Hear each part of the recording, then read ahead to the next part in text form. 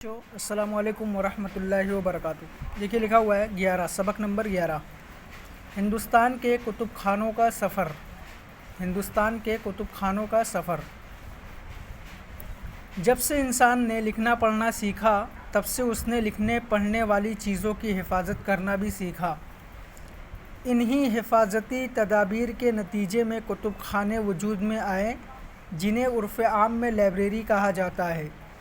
انگریزی زبان میں مستعمل لائبریری لفظ لاطینی زبان کے لفظ لبرا سے مشتق ہے جس کے معنی ہے چھال یا گودا، کیونکہ پہلے پہل پیپرس نامی پیڑ کی چھال پر لکھا جاتا تھا، اس لیے ان کے ذخیرے کو لائبریری کہا گیا۔ ہندوستان میں بھی لائبریری کا وجود بہت پرانا ہے۔ آئیے ہندوستان میں لائبریری یعنی کتب خانوں کی تاریخ پر نظر ڈالیں۔ انسان اپنے خیالات کے اظہار کے لیے ابتدا ہی سے کوشاں رہا ہے۔ تحریر کے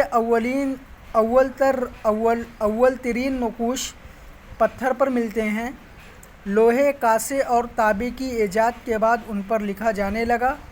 پھر مٹی کی تختیاں لکھائی کے کام میں لائی گئیں۔ ایک نظریے کے مطابق پیپرس کی کھوج کے بعد چین نے کاغذ بنا لیا جو لکھنے پڑھنے کے طریقے میں ایک انقلاب تھا، لیکن اس سے بڑا انقلاب 15ویں صدی میں یورپ میں چھاپا خانے کی ایجاد کی شکل میں سامنے آیا جس نے لکھنے پڑھنے کے انداز ہی بدل ڈالے۔ دھڑا دھڑ کتابیں چھپنے لگیں۔ ان کتابوں کو محفوظ رکھنے کے لیے لائبریریاں وجود میں آئیں۔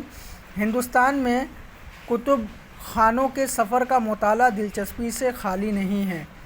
آپ بھی سبق کو یہاں تک پڑھیے اور وائس کو ریکارڈ کر کے ہمیں سینڈ کریے۔